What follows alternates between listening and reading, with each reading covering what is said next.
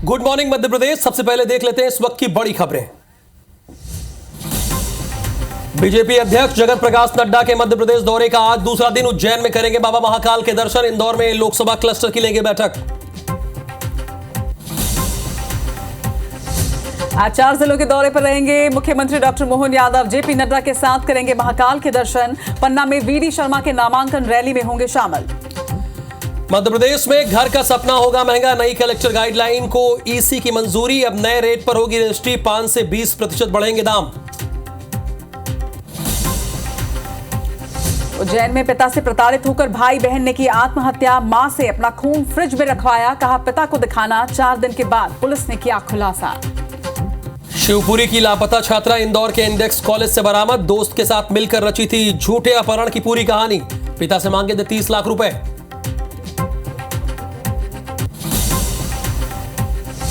ग्वालियर में 2 पक्षों में जमकर मारपीट। बस में सीट पर बैठने को लेकर हुआ था विवाद। एक पक्ष ने थाने में की शिकायत।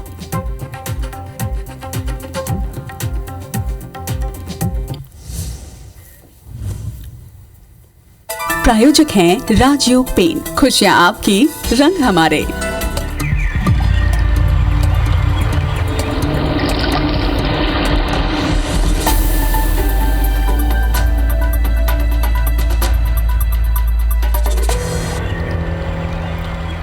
और बुलेटिन में सबसे पहले खबर ग्वालियर से, जहां पर 2 पक्षों के बीच मारपीट हुई है। दरअसल बस की सीट पर बैठने को लेकर यह पूरा विवाद हुआ और उसके बाद बात मारपीट में बदल गई। मारपीट का वीडियो भी अब तेजी से वायरल हो रहा है सोशल मीडिया में। ये वायरल वीडियो आप भी देखिए। एक पक्ष की शिकायत के बाद केस दर्ज किया गया है। ग्वालियर के मुरार थाना क्षेत्र का यह मामला बताया जा रहा है और किस कदर सीट पर बैठने को लेकर मारपीट की गई है ये तस्वीरें आप देखिए। बड़ी संख्या में इसके बाद लोग भी यहाँ पर इकट्ठे हो गए।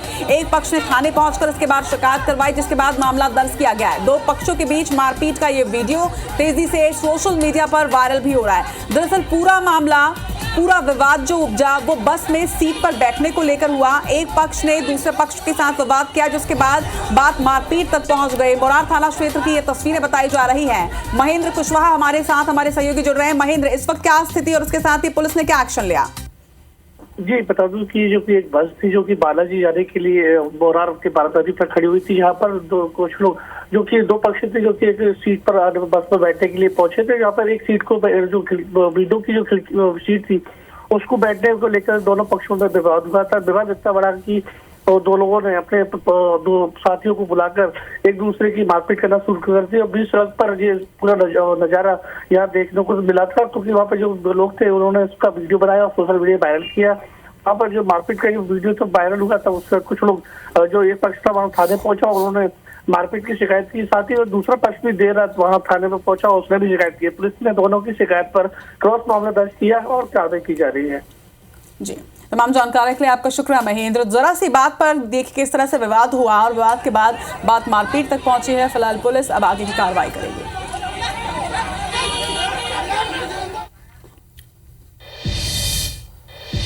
और अब आपको शिवपुरी ले चलते हैं। शिवपुरी की रहने वाली काव्या धाकड़, अच्छा नाम तो इनका धाकड़ है, लेकिन अपने अपहरण की फर्जी कहानी इन्होंने बना दी। इंदौर क्राइम ब्रांच पुलिस ने 15 दिन बाद लापता युवती काव्या धाकड़ और उसके दोस्त हर्षित को पकड़ लिया। दोनों को पकड़ लिया और पकड़ लेना भी चाहिए। पूछताछ में सामने आया कि जिस समय कोटा पुलिस लड़की की तलाश में इंदौर आई थी, तब वो अपने दोस्त हर्षित के साथ अमृतसर गोल्डन टेंपल चली गई थी। पैसों की कमी के कारण वो दोनों काफी समय तक गुरुद्वारे में ही रहे। 2 दिन पहले ही दोनों इंदौर के खुड़ैल थाना क्षेत्र में किराए का कमरा लेकर रह रहे थे। वहीं मुखबिर की सूचना पर पुलिस दोनों को थाने ले आई थी। फिलहाल दोनों से पूछताछ जारी है। अब ये तस्वीरें भी हम आपको दिखा रहे हैं। हम इतनी नैतिकता रखते हैं कि इनको ब्लर कर दिया है, लेकिन इनके अंदर इतनी भी नैतिकता नहीं है कि ये अपने ही अपहरण की कहानी बनाए, अपने पिता से 30 लाख की फिरौती मांगे। थोड़ी तो नैतिकता होनी चाहिए ना।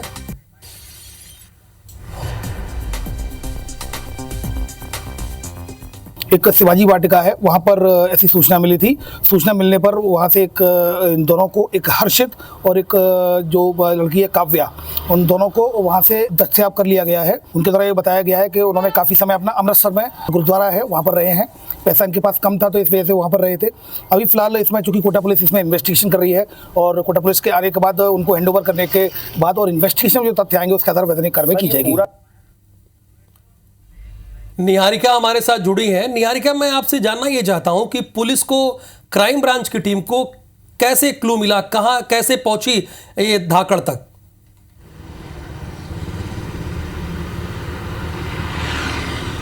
देखिए क्या है कि जैसे ही कोटा पुलिस ने कोटा में जांच शुरू की थी तो इन लोगों ने अपनी फरारी जो है वो इंदौर से ही काटने शुरू कर दी थी, क्योंकि जैसे ही कोटा में बात गई तो उसके बाद धीरे धीरे क्लू मिलते हुए पुलिस जो है वो इंदौर तक पहुंची और ऐसे में पता चला कि भोलाराम उस्ताद मार्ग पर ही जो ये लड़की है काव्या धाकड़ वो अपने दोस्त के साथ रह रही थी। ऐसे में ये दोनों ही यहाँ से फरार हो गए थे और फरार होकर गोल्डन टेम्पल यानी कि अमृतसर के गुरुद्वारे में जाकर अपनी फरारी काट रहे थे।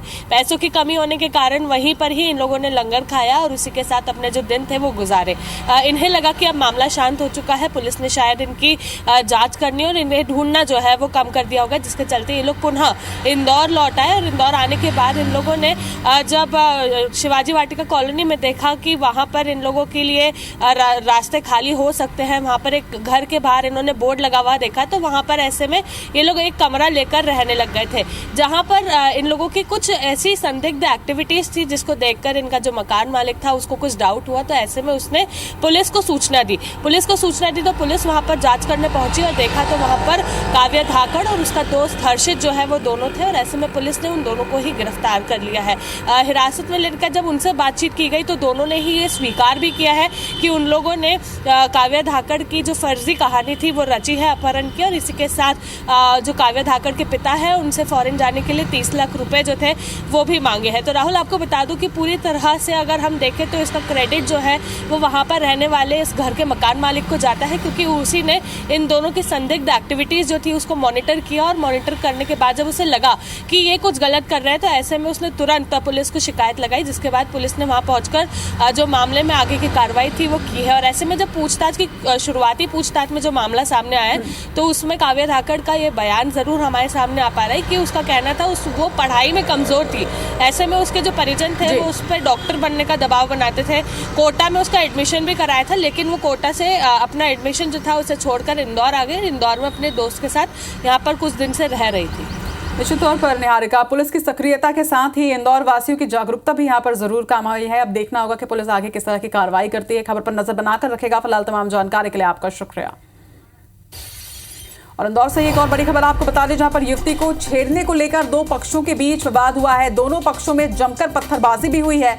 आरोपी ने दोस्त के साथ मिलकर कई लोगों को चाकू मारा है। कई घंटों तक ये पूरा विवाद चलता रहा। इस घटना का सीसीटीवी फुटेज भी सामने आया है। पूरी घटना सीसीटीवी में कैद हुई है। आपके सामने है राजेंद्र नगर थाना क्षेत्र के चित्रकूट कॉलोनी की घटना बताई जा रही है। ये तस्वीरें आप देखिए कि किस तरह से दो पक्षों के बीच जमकर पत्थरबाजी हुई, चाकूबाजी हुई है।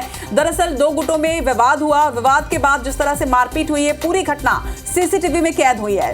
सीसीटीवी फुटेज इस वक्त आप देख रहे हैं। इंदौर की ये तस्वीर है और लगातार जिस तरह से अपराध बढ़ते जा रहे हैं, ये वाकई में कानून व्यवस्था पर सवाल उठाते हैं। एक तरफ कहीं ना कहीं पुलिस जो है वो अपराधी को गिरफ्तार जरूर कर रही है, लेकिन अपराध को रोकने में पुलिस को कामयाबी नहीं मिल पा रही।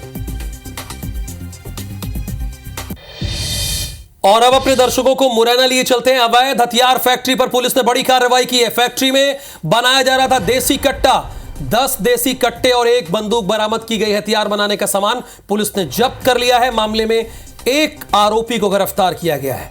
कई राज्यों में ये हथियारों की तस्करी किया करते थे, जैसे कि राजस्थान, उत्तर प्रदेश और मध्य प्रदेश में ये तस्करी का काम करते थे। मुरैना से बड़ी खबर है, कई राज्यों में हथियारों की तस्करी करते थे। अवैध हथियार फैक्ट्री पर कार्रवाई की गई है।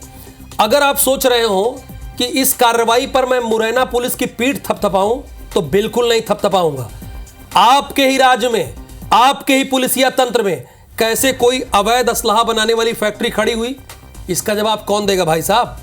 इसका जवाब भी आपको देना होगा। पकड़ा है ठीक है, लेकिन देर से पकड़ा है। और कहते हैं ना, जल्दी न्याय मिलता है तो ठीक है, देर से मिलता है तो सही नहीं है।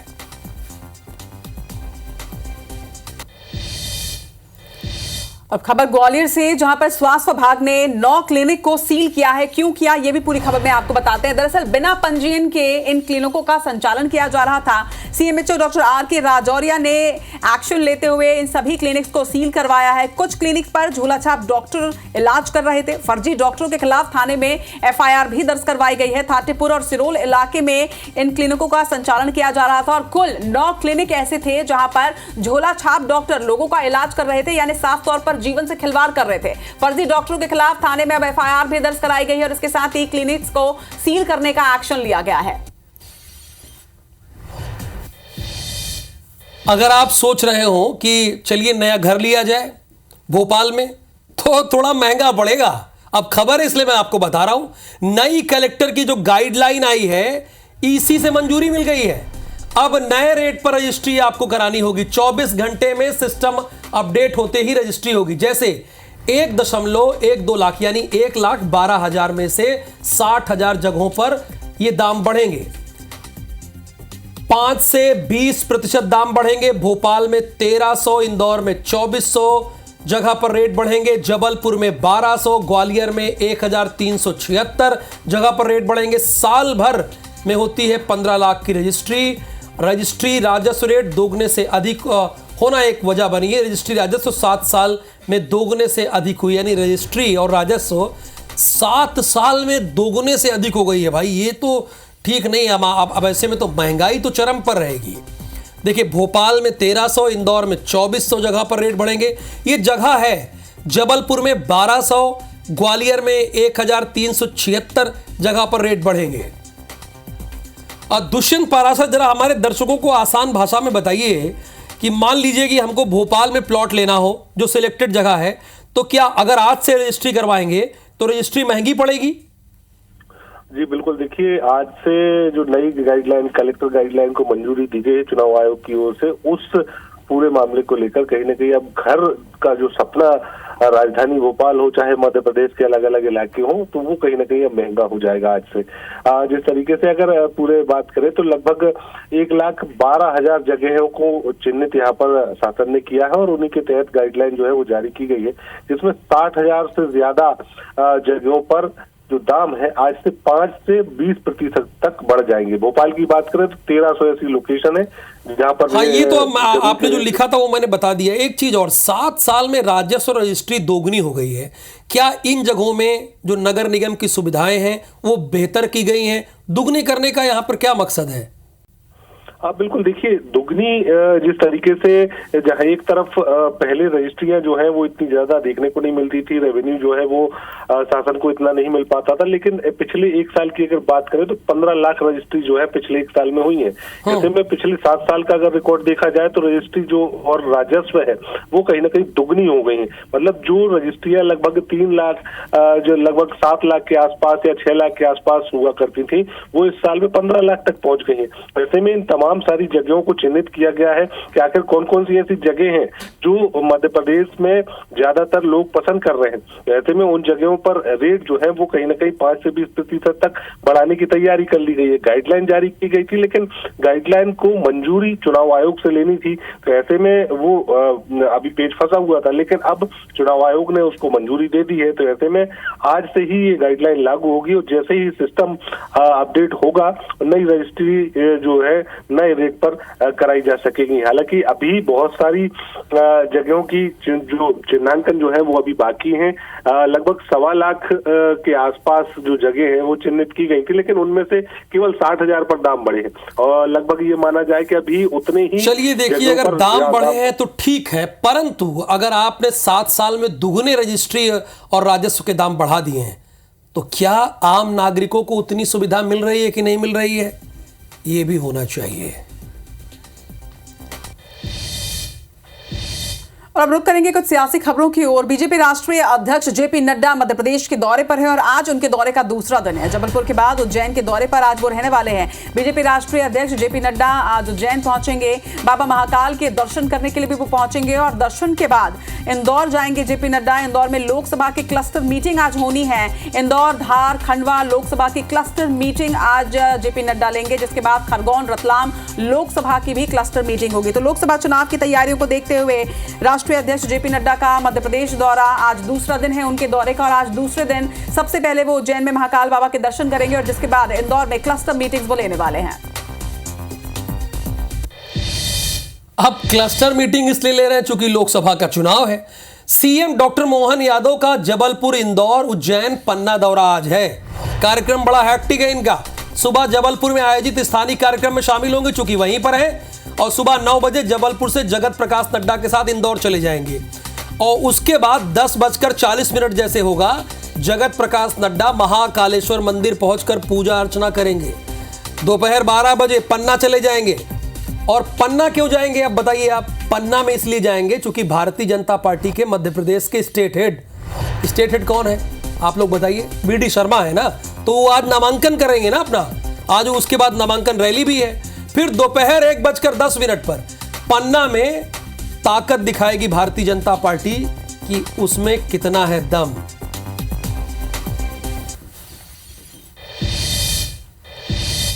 इधर खजुराहो में आज बीजेपी प्रदेश अध्यक्ष वीडी शर्मा अपना नामांकन दाखिल करेंगे। वीडी शर्मा नामांकन दाखिल करने के साथ ही आज जनसभा और रोड शो को संबोधित भी करेंगे। रोड शो करके पर्चा भरने वाले हैं, एक रैली वो निकालने वाले हैं जिसमें स्मृति ईरानी मौजूद रहेंगी, मुख्यमंत्री मौजूद रहेंगे। आपको बता दें कि लोकसभा प्रभारी डॉक्टर महेंद्र सिंह भी इस दौरान उनके नामांकन रैली में शामिल होंगे। तो आज दूसरे चरण के लिए आपको बता दें कि पूरे देश में नामांकन प्रक्रिया जारी है और दूसरे चरण के चुनाव में खजुराहो सीट भी है जहां से बीजेपी से प्रदेश अध्यक्ष वीडी शर्मा चुनाव लोकसभा का लड़ रहे हैं। आज वो अपना नामांकन दाखिल करने वाले हैं और उनकी नामांकन रैली में मुख्यमंत्री मोहन यादव के साथ ही आज कई दिग्गज शामिल होने वाले हैं जिसमें स्मृति ईरानी का भी नाम है। इसके साथ ही मध्य प्रदेश के चुनाव प्रभारी भी इसमें शामिल होंगे।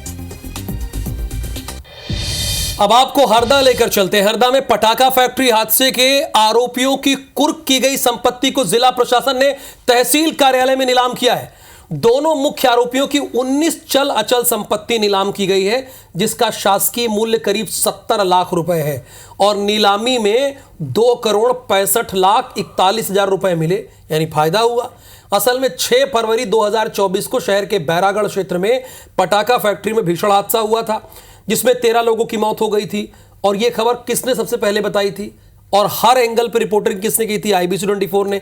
सैकड़ों लोग घायल हो गए थे, इसके साथ ही कई लोग बेघर भी हो गए थे जिसको लेकर नेशनल ग्रीन ट्रिब्यूनल के आदेश के बाद मंगलवार को तहसील कार्यालय हरदा में बैरागढ़ ब्लास्ट के मुख्य आरोपी राजेश और सोमेश अग्रवाल की संपत्तियों को नीलाम किया गया। वहीं कलेक्टर ने बताया कि जिस संपत्ति की नीलामी नहीं हो पाई है उस पर 1 सप्ताह बाद कार्रवाई की जाएगी। हरदा में जो अभी ब्लास्ट हुआ था उसमें जो आरोपी थे पटाखा फैक्ट्री के, उसमें जो मालिक थे, एनजीटी के निर्देश अनुसार आज हम लोगों ने उनकी जो संपत्ति जो हमने कुर्क की थी उसकी नीलामी की है। तो अगले हम लोग अभी 1 सप्ताह का और समय देके इनका जो घर है जिसकी मार्केट वैल्यू काफ़ी है और एक इनकी रहटा खुर्द में जो एक और फैक्ट्री थी उसका भी नीलामी हम लोग करेंगे।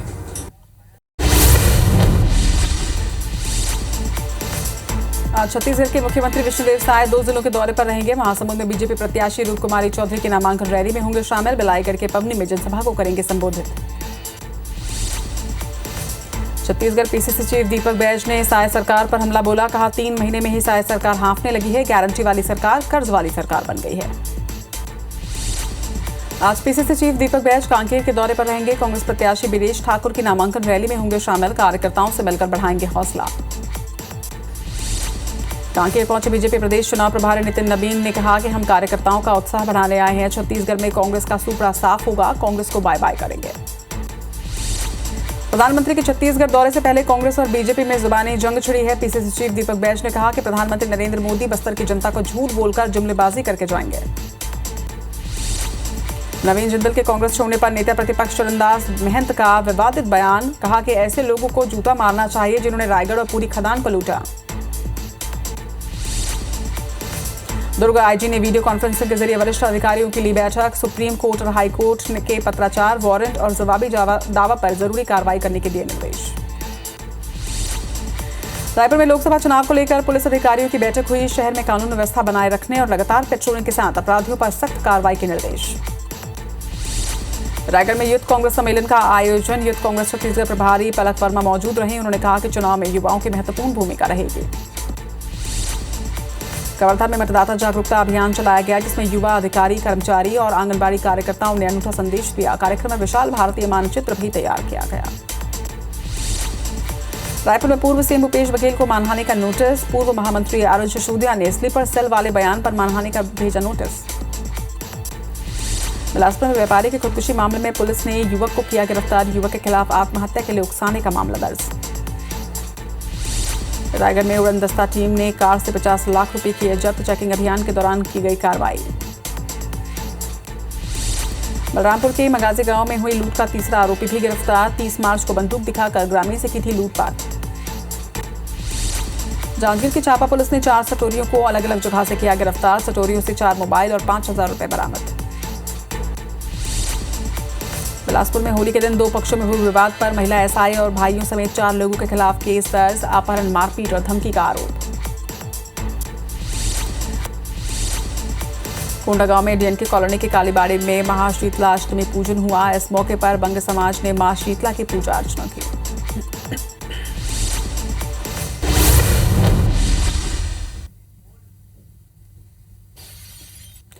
धार से बड़ी खबर आपको बता दें, भोजशाला में एएसआई सर्वे का आज 13वां दिन है। एएसआई की सर्वे टीम 7:55 पर भोजशाला पहुंच चुकी है। हिंदू पक्षकार भी उनके साथ ही पहुंचे हैं। पुलिस बल भी मौके पर मौजूद है। सुरक्षा बलों की तैनाती यहां पर की गई है और एएसआई की सर्वे टीम सुबह ही यहां पहुंच चुके हैं। आपको बता दें कि भोजशाला में सर्वे का आज 13वां दिन है और आज 13वें दिन भी सर्वे का कार्य जारी रहेगा।